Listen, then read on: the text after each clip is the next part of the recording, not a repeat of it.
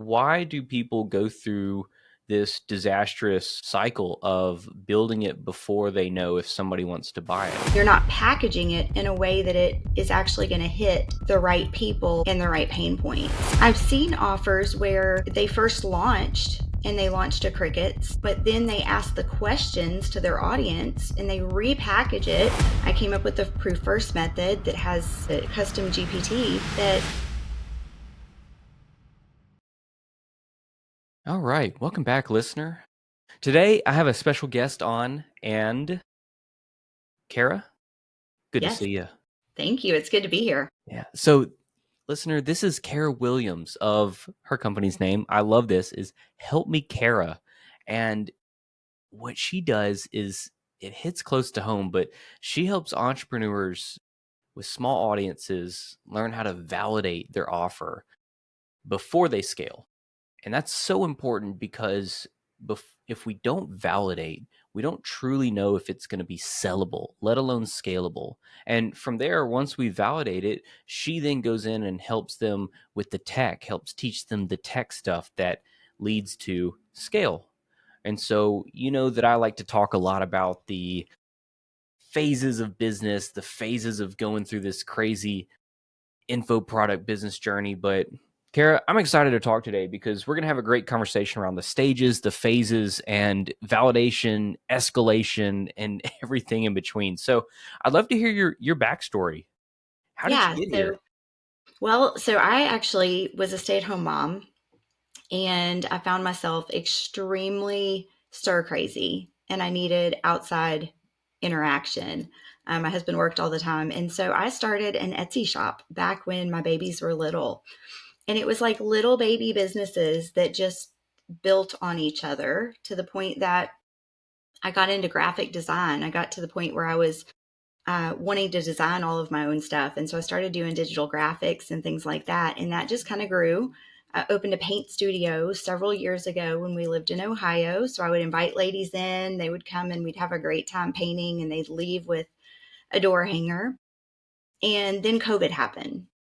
And when COVID happened, I had to transition online. And that's when I really fell in love with the tech. I fell in love with the automation side of things. And I started getting all of my friends who also were business owners that were doing similar things that I was doing, saying, well, how are you doing that? Like, how do you set that up? How do you do this? And so I found myself in this place where everybody was coming to me asking for help. Help me, Kara. I need help. And so that's where my business was kind of born. I fast forward, I coached for a high ticket coach for a while, and I took 1,100 coaching calls over 11 months. And the one thing that I realized was everyone was launching offers and freebies that weren't validated. And then they had the heartbreak of nobody wanted what I just spent 6 months building. Mm. And so it just broke my heart. And so I came up with the proof first method that I have a custom GPT that helps people not do that so that then they can build a true business, get some validation, and then scale. Mm. That's so powerful. I've seen this time and time again, just like you have. You spend 3, 6, 9 months, 9 years crafting something, your offer, then you launch it and crickets. And what a bad feeling. And it's like the old Kevin Costner phrase in the movie Field of Dreams: if you build it, well, they won't come. Sorry, if you build it, they won't come. So but why? But Kara, why do people go through this disastrous cycle of building it before they know if somebody wants to buy it?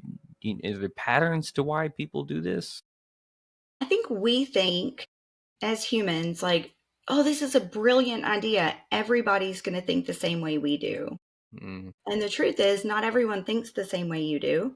yeah. And so, if you're not asking the questions and getting that validation, chances are that could be a great product. It could be a great offer, but you're not using the right words and you're not packaging it in a way that it is actually going to hit the right people and the right pain points. And so, I've seen offers where they first launched and they launched to crickets, but then they ask the questions to their audience and they repackage it. They start talking about it in a different way, and it's the same transformation, but now their audience understands that they need the transformation. The first time it was packaged, it wasn't selling the transformation that the audience thought that they needed. That picture wasn't painted. So I Hmm. just think it comes down to, we all think, oh gosh, because I want, I would want this, everyone's going to want this. And it's just not true. Hmm. I agree with you. And there's a phrase that my old business partner and I we came up with, and it's very simple. Marketing is about your market. That's it. Marketing, who would have thought, right? Yeah. Marketing is about your market. It's not about me and my feelings and my assumptions. And this is something I say a lot. Look, we've got to base our decisions on data, not on our assumptions. We can sit here, you and I, we can pontificate on the world's best business idea and spreadsheet math. But at the end of the day, you and I can't buy from our own businesses. That's a bad scheme. And I'm not in Yep. that business. So going back to that, when you work with people, are there normally objections to, but wait, I created something great. I really love this. Who are you to tell me that this thing is bad? Obviously, if they're not getting customers. but Yeah. but how does that conversation usually go? So, we kind of are in the same type of business where, I mean, my goal is ultimately to help somebody get their tech set up so that they can scale that business, they can have time freedom. So I get a lot of people that come to me and they have that brilliant idea. It's not validated yet, but they know, like, I'm going all in. And I'll tell you, Daniel, the biggest thing for me is, and I always say this, I'm very blunt when I say this. Listen, I think you need to validate this first. If it were me, this is what I would do. If they then give pushback, well, Kara, I still want this launched and I think this is going to be great. I always say, I'm not going to tell you I won't build it for you. This is the price for me to build it. What I'm telling you is, I would sleep better if you would go validate this first. But I'm not going to tell you I'm not going to work with you. I'll still work with you. I'll still help you. If you fall flat on your face, guess what? Then I'm going to take you back through and I'm going to teach you how to validate. And then we can launch your product. So that's always really hard because I try to lead with integrity. I don't want to take someone's money if I'm not confident they can get a great result. Yeah. But at the same time, if they're like, no, I'm hard headed, this is what I'm going to do, you know what? Okay, I'll help you. But I just need to tell you ahead of time, it would be really, really, really better if you would validate this. So knowing that, what is the threshold of validation? What is the quantity of people in your mind that needs to purchase a product? And it may be different for different price points, but I'm curious your threshold between not validated and validated. So I have the same threshold whether we're talking a freebie or we're talking an offer. Okay. And and this is just a general rule for me. 3 people have to ask for it or 3 people have to purchase it. So even when I launch a freebie, I don't go build this funnel inside of my high level account and make all the things automated until I've run several pieces of content that are driving people to that freebie and 3 people comment the word or DM me and ask me for that resource. Yeah. And here's the crazy thing. Even when they ask me for the resource, I get in and I have a conversation because 99% of the time, that resource is not truly what they need. And by Hmm. having that conversation, I can then find out what they need and go create a new resource that is going to hit better. So Yeah. it's the same thing with my offers.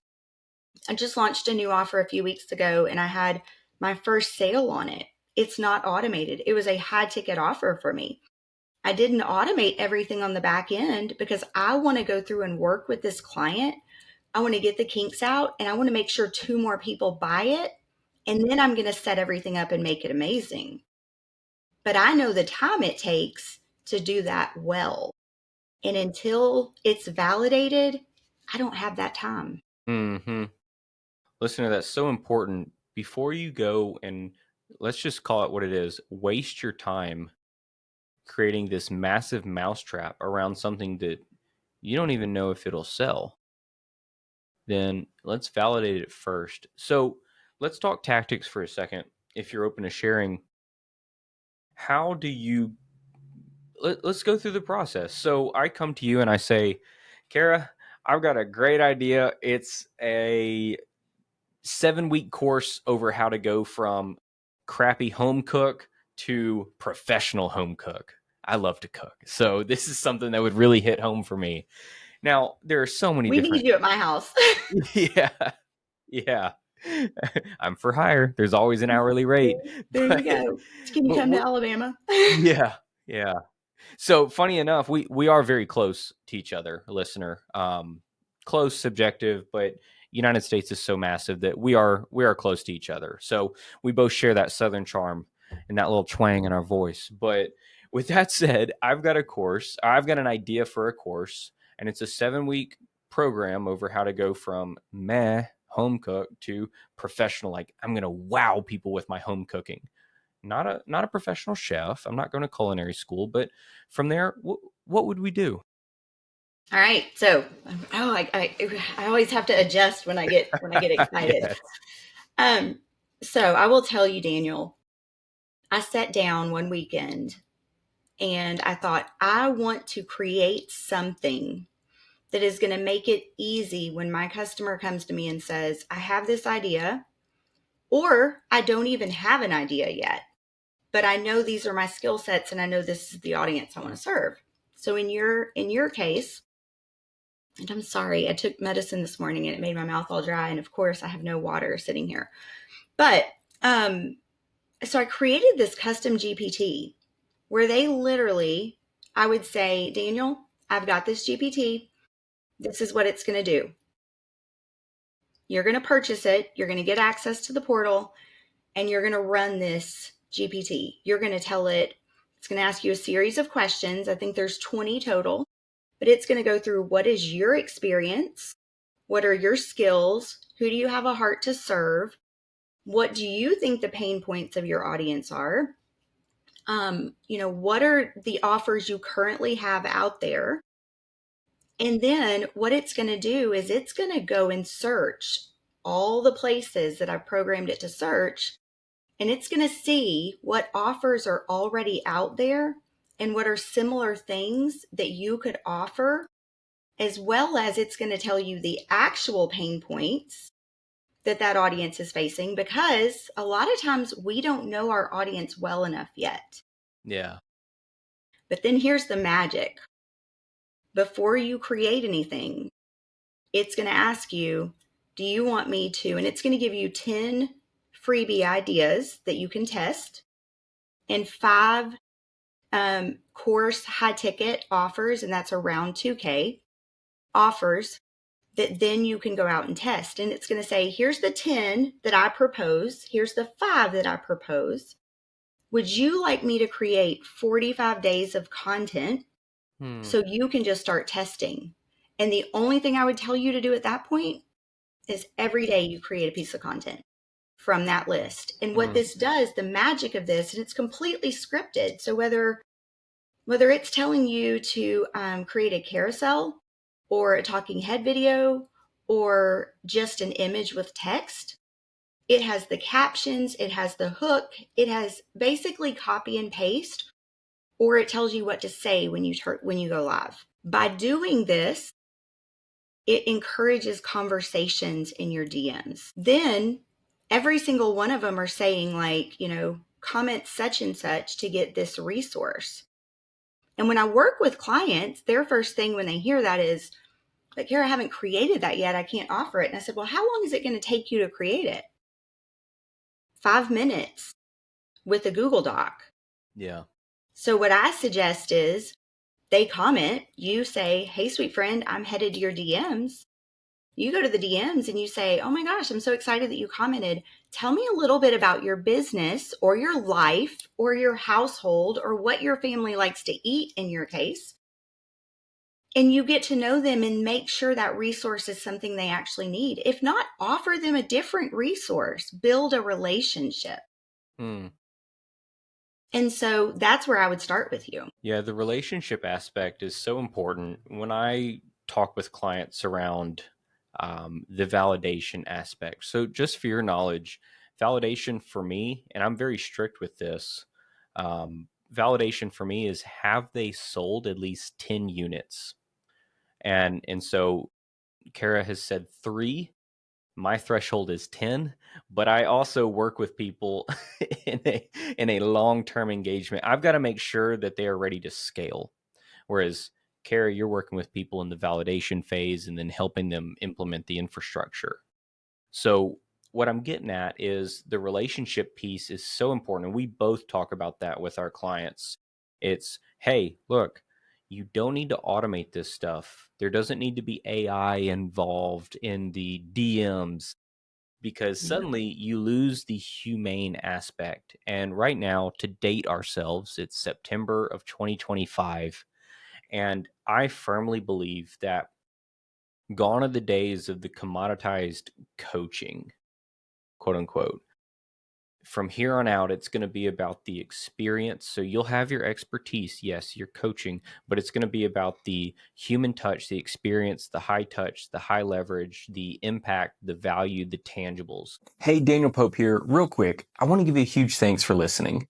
If you're enjoying it, I'd love it if you share with others. That's how I get the word out, by you sharing it with somebody that could really benefit from this. Now, I started this podcast to stand out above the noise, to give real growth tactics in a crazy world when others may give some misinformation or not cover everything you need to know. That's not my MO.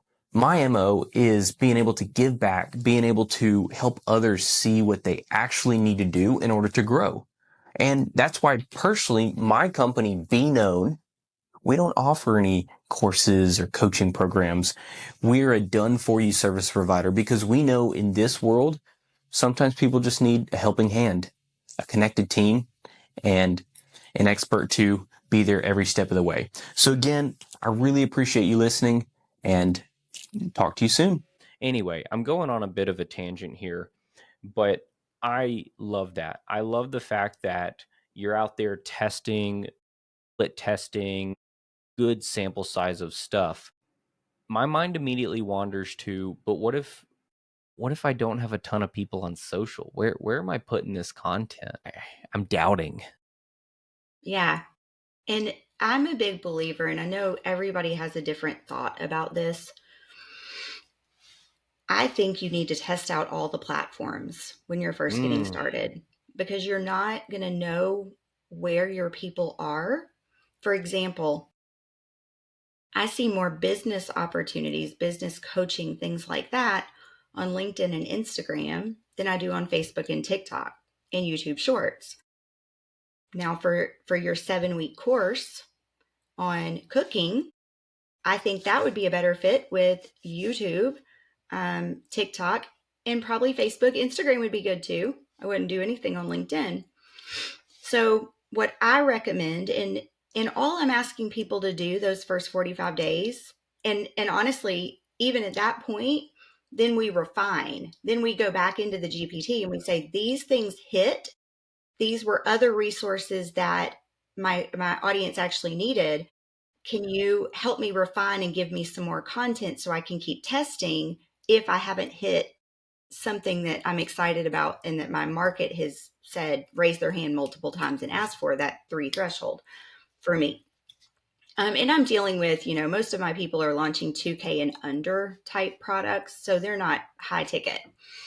But so at that point, I say, I'm only asking you to create one piece of content a day. But what I want you to do is I want you to put it on every platform so that it gives you a higher opportunity to have conversation. You also are testing quicker because you're learning where your audience actually lives and where they're commenting. If you want to do that through scheduled social media, that's absolutely fine. Yes, you're going to get a little bit lower reach on the different platforms, but you're also showing up consistently, which helps your reach. So to me, they kind of cancel each other out. If you can be consistent through scheduling, or if you can do it organically, on one. Yeah.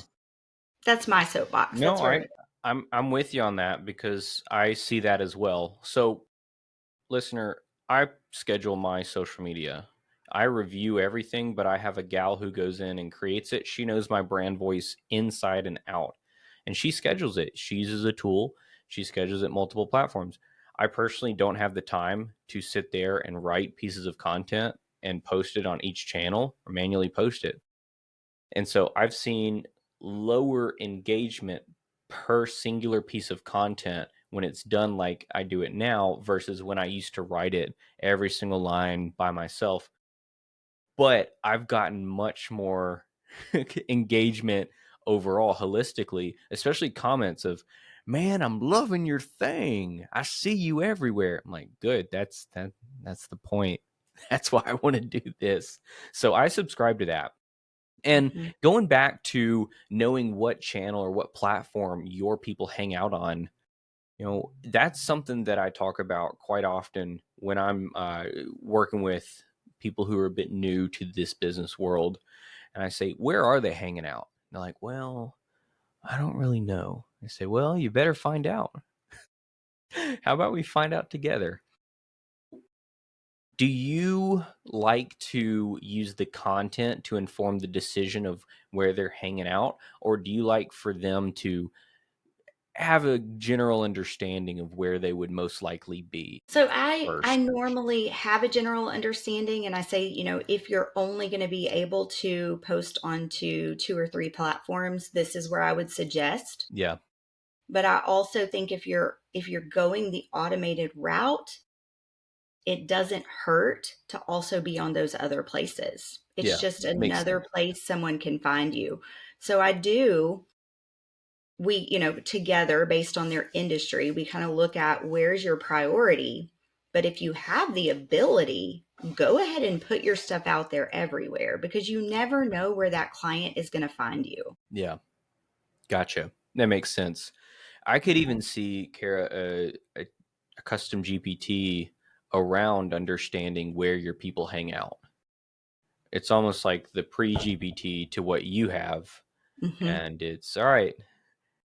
What are you doing? What do you like? Where are you going? Who do you want to serve? And from there, it talks about market research. Maybe a conversation for a different time. But Yeah, I like that. so with the pieces of content, you're getting people to DM in the messages in the direct messages, and from there, are you giving freebies? Are you pushing them to a webinar? Are you pushing them to a checkout page and a sales page for the big boy thing? What happens next? So what I normally teach my people who are going the route of the proof first GPT method, I teach them that we deliver our freebies through a Google Doc, simple Google Doc. I can save the note in my phone as a keyboard shortcut so that if they Mm, do actually need that, I have it if I've created it. If I haven't created it, we're going to have the conversation. Then I'm going to sit down and spend a few minutes creating that resource. That's the other thing. You have to feel confident that you can create those resources. If not, yeah, that GPT didn't work for you. But yeah, I'll tell you, I haven't run it for someone that has said, oh gosh, I don't know any of that, right? yeah. Because I've programmed it so well. So I just say we deliver via a link Hmm. or we send a PayPal or a Stripe link if it's an Mm, offer. that is so simple. Man, oh man, I wish there's some clients I wish they could hear that. Do not overcomplicate it. Do Mhm. not. We do not need the world's biggest sales page or checkout page right now. You just need to sell the dang thing. And so, with that, once they get the Stripe in or the PayPal in, then it's up to them to deliver it. And at this point in time, they've never really delivered it, correct? Correct. So then we open up the can of worms that is Fulfillment. Mhm. So are you Yep. working with them on fulfillment at all? Yeah. So at that point, they can start, and I, I do this myself. So like I just had a team. I launched a new offer several weeks ago, sold through a webinar, and it was let me train your back end team to run your tech so you can Mm, stay yeah. in your entrepreneur lane. And it came out of me hearing these CEOs who had created all these assets. One of them had a course created. She had all these freebies Yeah. in her, and she has a team of 4 people, but they don't know how to take those assets and build them out because Hmm. she hasn't instructed like this person, I want you to build this funnel and this is what I want it to look like on the back end. What do you mean? What do you mean build them out? Can you go a little deeper on that? I want to get into the Yeah, nitty so gritty. Yeah, so she's created these PDFs. She's created those freebies, but she wants to automate them. She wants to have a landing page, and then she wants to have an upsell and or a bridge page where then they're going to hit a, hey, would you like to buy this? A tripwire. But her team doesn't know those processes. They know how to push the buttons, but they don't know how to think strategically. And I like both. I like all of it. Like I like the strategy behind the business, and I also like the tech. And so working with this team. And like I said, I'm doing exactly what I'm teaching my people to do. Okay, let's figure out what the next step is. For me, it was onboarding that team. We're going to sit down and have a complete team meeting. Now I'm part of your team, and my goal is to help bridge this gap. I'm going to interview the owner, find out what her vision is, and then I'm going to put a game plan together and I'm going to start working with that team to build the team she wants. So we look at it from that angle after someone says, "Yes, this is perfect." And you're selling in the DM still. When they raise their hand, you're sending them a quick link. And then on the back end, you're creating the program and serving because you're going to find, and this is one of the things when I'm helping somebody launch a course. I have another GPT that I created that's to help you with your course outline. Hmm. Most of my people come to me, they think they have their course mapped out. Man. Yeah. Then I run it through my tool and they're like, oh, crud, I didn't think about my client isn't going to know this and this and this. So I need Yeah. modules on that too. Yeah. All of that comes from experience of launching offers and then delivering those and realizing that there were gaps. So I try to teach my people that you're going to have gaps, but we're going to fix those gaps. Hmm. And when you're onboarding these new people and they're raising their hand for your beta offers, you're communicating the understanding that, hey, this is a beta for me and I'm so excited to help you. You're going to actually help me build it by answering the questions and telling me what you need. And whenever I'm launching something new, I'm very transparent with my people. I'm like, listen, if there comes a time that I'm not serving you in the way that you need to be served, I just need you to tell me because Yeah. it's my hope and my dream to fix that. So that's kind of how I coach my entrepreneurs that are starting from that proof. They're selling from a link and then they're learning to execute. Hmm. Yeah. The over deliver while promising, and I don't necessarily love saying under promise because I live in the world of big promises with direct response marketing, but we've got a promise and we over deliver. I love that. I have found sometimes that certain people, it's like they just want to have their product launched and then never touch it again. Have you dealt with that before where it, I hate to even call it under delivering. Mhm. They care, but they never want to make improvements to it. Why is that? If you want to open that can of worms. Yeah, ooh, that's a big one. Yeah, it is. So we live in a day of passive income. We hear it all the time. The illusion. Passive income, the illusion, right? And I can't tell you how many times I've worked with someone and like I said, I've mapped out and I've created all of the things and then their question comes in. I get the text message or the, email. Hey, Kara, I was working through this and XYZ. It's my job now to go in and fill that gap because I sold a product and I want to over deliver.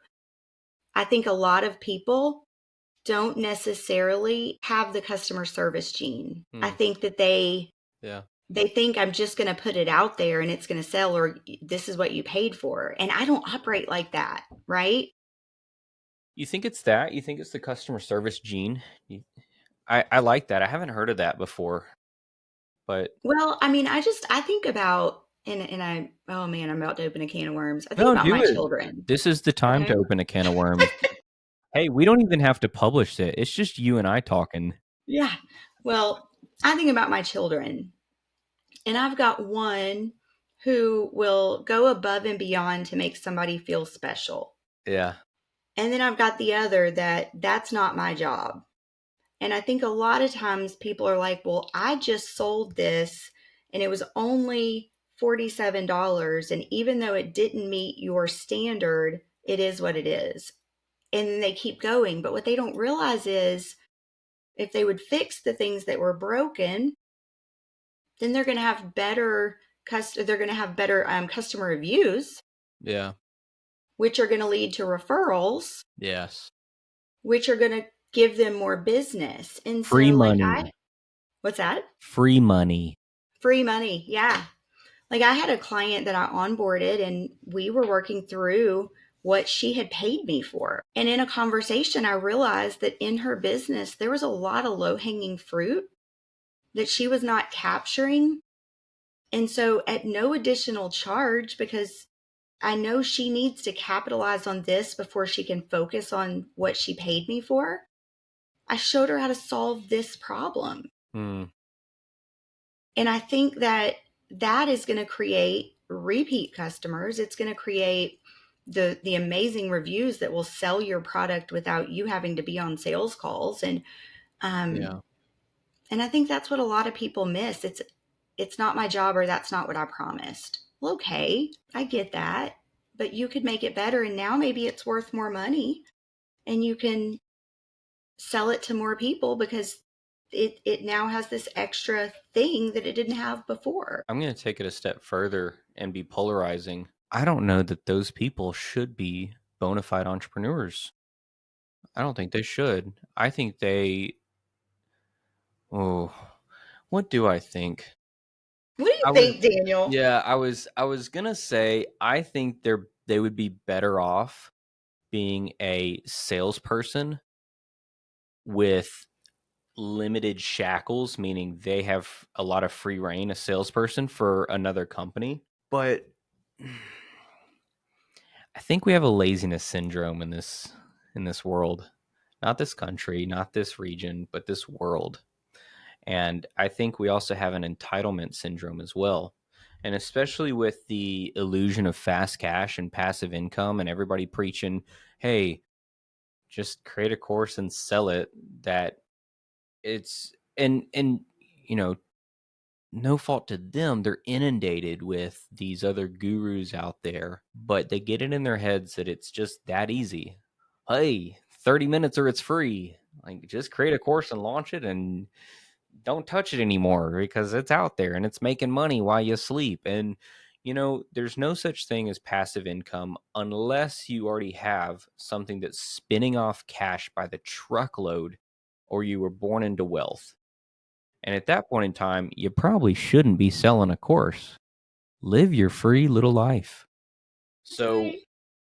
more to it than that. I probably have more polarizing opinions, but another time, another place. It just, it really saddens me when I see somebody not truly care about something, because you and I both know this business model can be extremely profitable.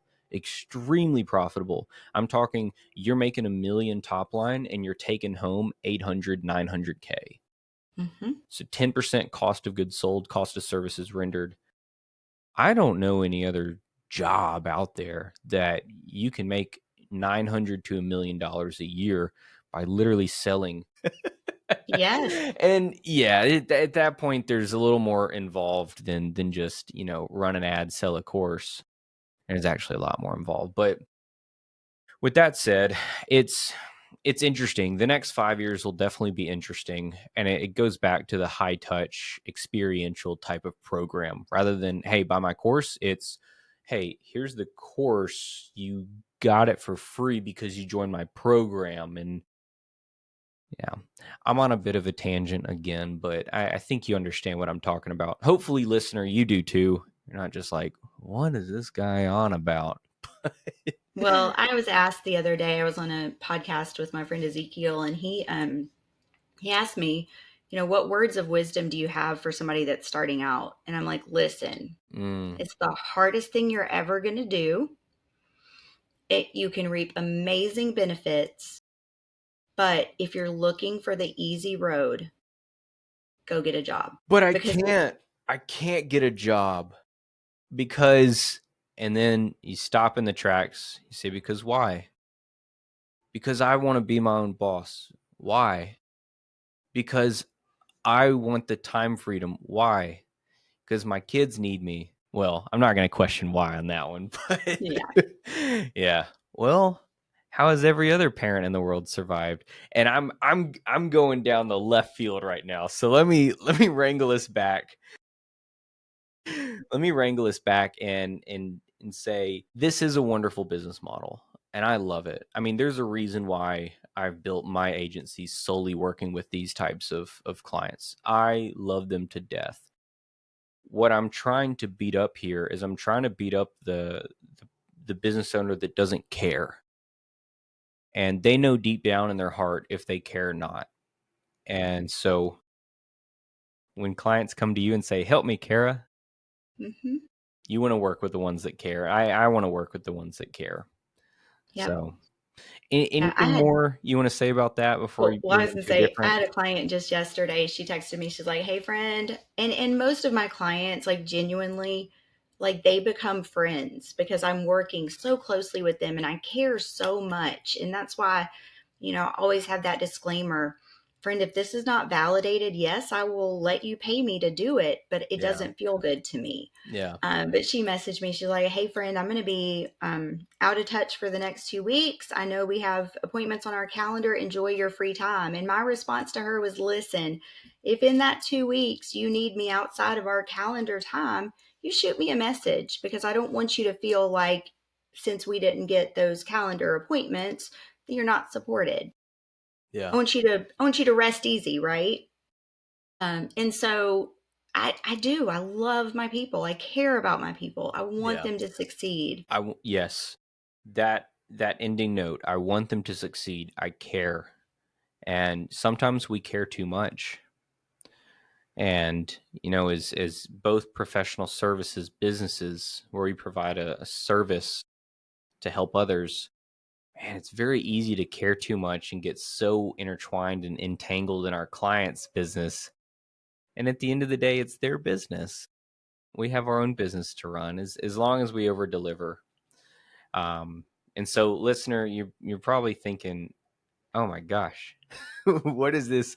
This guy has seen war stories and success stories." And yeah, I have. And as I've been talking, I'm mentally looking through my client list and thinking, man, if only they had done this differently or that differently, or if they had validated that. Oh my gosh, Kara, I wish we had met 4 years ago. And at that time, I didn't know, um, I didn't know as much as I did now. And I was working with people that their offers weren't yet validated. And we needed your system, Yeah. truthfully. So, okay. So, enough about that. Once something's validated, then what's next in your mind? What's the next phase? What's the next stage? What do they do? What should they not do? Anything in there? Well, I'm a big proponent of the high level platform. I have a white label Yes. that I absolutely love. My friend Jeremy owns it. And I mean, if I'm having a problem, I know I'm going to get an answer. And so many people that I think are on the high level platform, they don't have that Yeah. luxury. which is why, I'm so passionate about, I want you on the high level platform, but like, this is the one I use. Yeah. But so what I don't want them to do, I don't want them to cheapen their way and piece things together. Mm, I want you to let's start setting this up. And I always say, Russell Brunson business, like you can have a Russell Brunson business for $97 a month and scale the same way he does with one platform. mm, Save that money that you were spending, if you add all the platforms, Active Campaign and Kajabi and all the things, if you add all that together and you drop down to that 97 bucks a month, guess what? Now you have ad money. yeah. Now you can pay to hire someone. Now you have some flexibility and some room in your business. So I like to tell people, and this was another one of my, if you're going to do it, be all in. And if you're going to do it, don't go piece your platforms together. I Yes. don't want to Amen. see you go get a $19 email and a $99 course and they all go up. That's the thing. They're like these beginner rates. And I'm like, sounds great today. Yeah. Yep. I'm a big So believer in that. There's I love the high level platform. So, listener, check it out. It's great. Contact either one of us if you want to learn more. But more importantly, you're not duct taping your business together, and it's mm-mm. not built on chewing gum and toothpicks. Yep. Now, there are a few other platforms that you may need. So, for example, you would need a webinar platform if you want to do webinars. High Level doesn't have those capabilities as of this recording.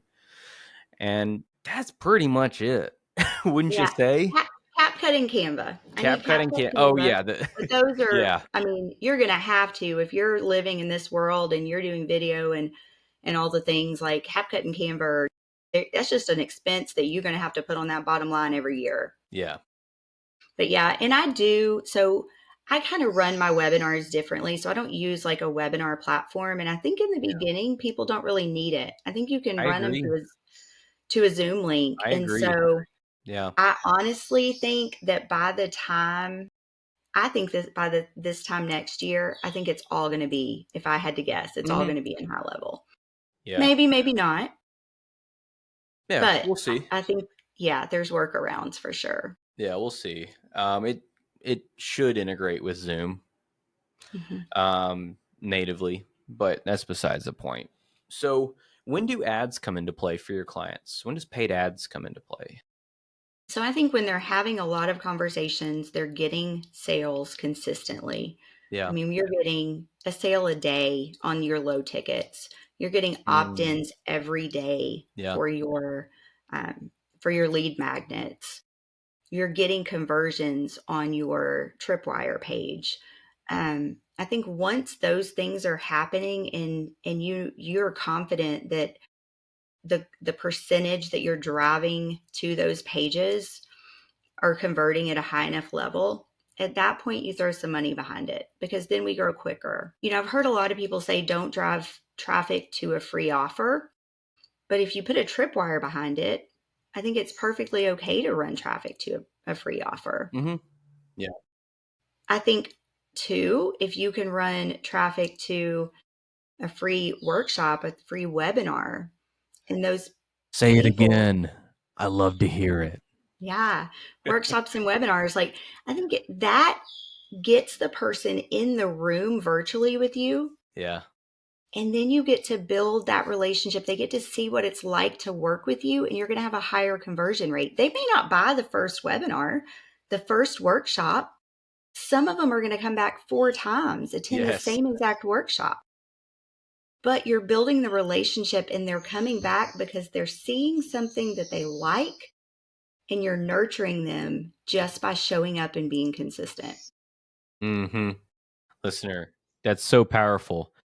They may not buy on the first thing. There's something called frequency in marketing, frequency of the message, frequency of the offer. If it's your first time launching something, you may not get any sales. Now, obviously, Kara has a proven process and a program to help with that. But what I'm getting at is if you're first launching a new webinar, well, people are a little skeptical. They're a little reluctant. Yeah, they might check it out, but they say, I don't know.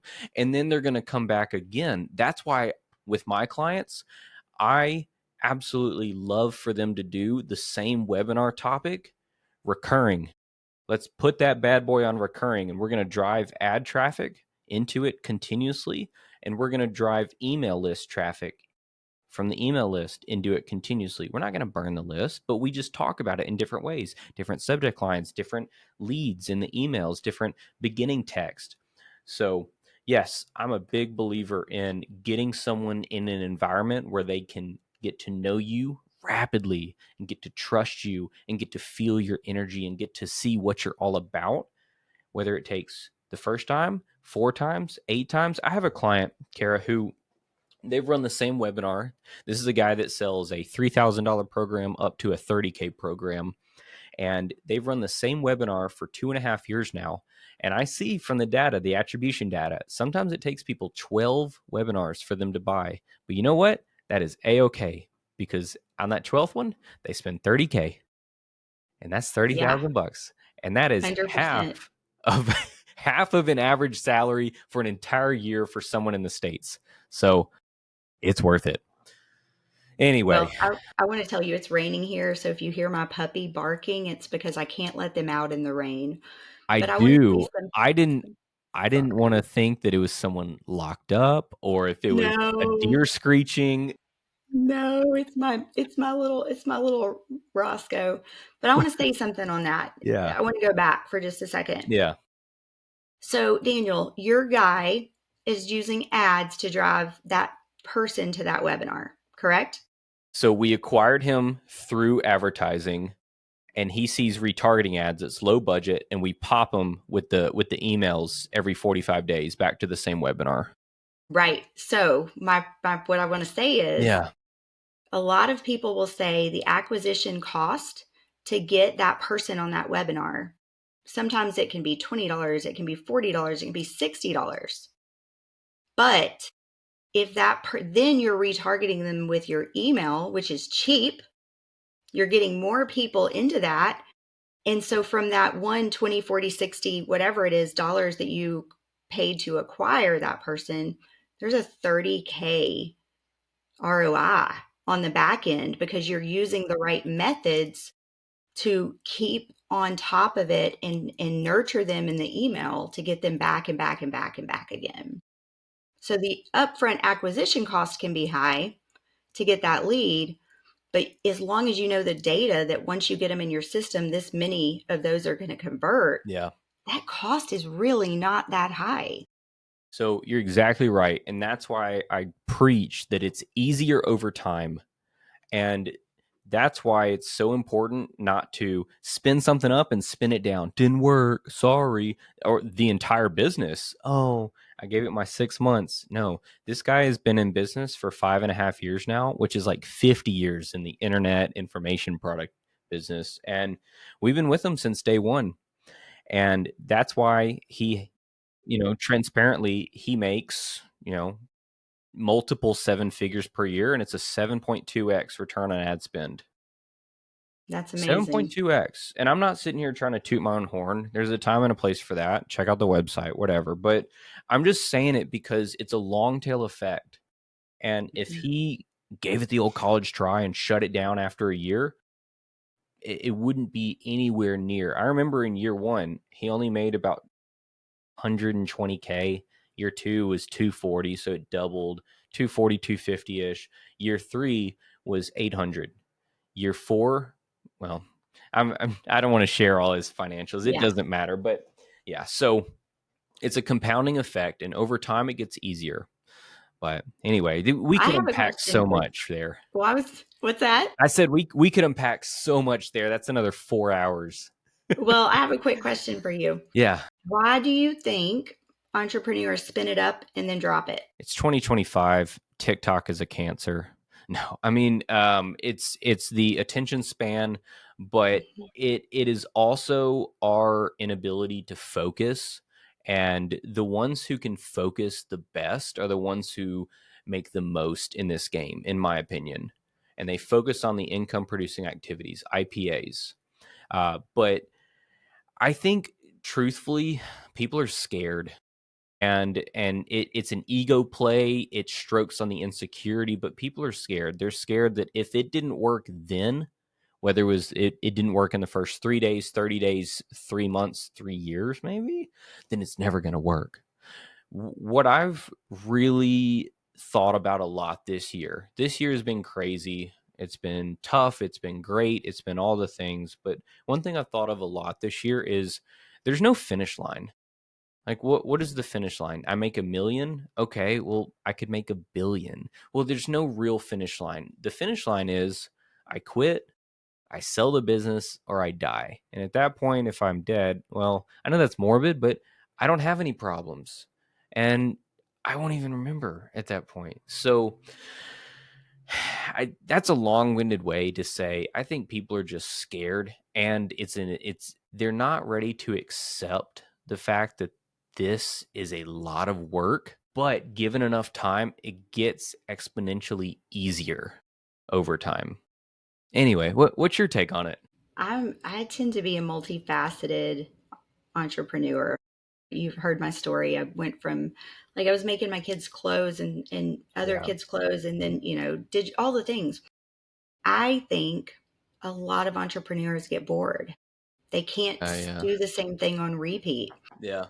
And I think that's where most of the time I see failure is we give up too easily and too Yeah. quickly because we get bored with that. We get bored and then we are also not seeing the results. Yeah.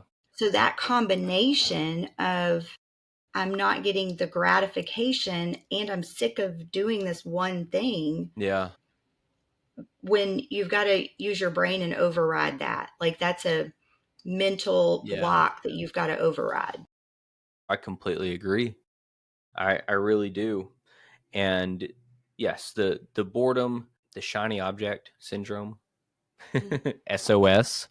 Yep. It's funny that that's the acronym, but the shiny object syndrome is so true.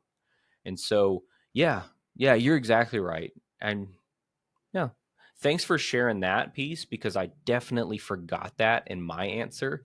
But you're spot on. That is the most important thing there. It's the boredom aspect. And there is a phrase that one of my mentors taught me. It's that you need to do the things that work successfully, comma, consistently. You just need to do more of what works.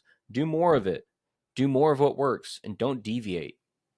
So, anyway, yeah, this was good. This was one of my more vulnerable episodes, truthfully. And I think it really comes from a place of I just care so much. I care when I come into a business and I want it to succeed and I know that it can, but we've got to focus and we've got to power through. And Carrie, you've got to help them validate. Yeah. and, and you're Yep. there for them in the beginning. Yeah. It's not the sexy part of business, but it will get you further quicker. Mm, better, faster, stronger, cheaper, Hmm. easier. Yeah, What exactly. is the There old you go. triangle? You can pick 2 out of 3. Yeah. You can't have all three. Yeah. Yeah, So that's so true. where can someone find you if they're intrigued about the validation aspect, or heck, they just want to use your GPT? Where can they Yeah. find you? So just shoot me a message. Helpmekara.com is my website. I'm on all the socials. I spend most of my time on either Instagram or Facebook. So you can find me there. And yeah, I would love to, help them start that path of validation before they automate all the things. Excellent. Well, Kara, it was a pleasure talking. Thanks for working through that with me and helping extract some wonderful talking points today. And listener, I appreciate you listening. This was not an easy one to get through. This was extremely important. So I want you to re-listen, especially when Kara talked about the validation aspects, the Mhm. phases, the stages, what you should be doing, and reach out to her. It's very important. Yeah. So Well, thank you for having me. I really appreciate it. It's good to see you. yeah, you too. And we'll talk very soon. Yeah, sounds great. Thanks. Hey there, Daniel Pope here again. I want to take a couple seconds to talk about my company, Be Known. Now, BeKnown exists to be a done-for-you service provider for online-based businesses, coaches, and those that sell online courses and information products. We help them grow from 6 figures to 7 figures and then into 8 figures. We do this because there's so much misinformation out there. So many people just selling a course or just a coaching program over how to grow. Well, we're different in the fact that we actually do it with our clients. We take care of the advertising. We take care of the email marketing, the tech, all the tech. Yes, all the tech, the landing pages, the funnels, the growth strategies and tactics. So I think of ourselves as a expert implementation team plus a fractional CMO per se that guides you every step of the way. So if you've listened to this podcast or an episode and said, okay, that's great, but I don't really know how to do that, or I just need help. Well, that's why we exist. So I want to invite you to a call with me, a consultation where we can talk through your business, talk through what's going on, what challenges you have, what constraints, what bottlenecks, and figure out a path forward. If we're a mutual fit to work together, great. If not, no problem. We'll send you on your way with resources and stuff that can help you get up to speed quick. So again, I invite you to talk more with me, and that is beknownonline.com. beknownonline.com/start is where you'll go. And I cannot wait to talk to you. Again, if you enjoyed this podcast, I'd love it if you can share with some friends. Otherwise, I'm looking forward to your success. Take care.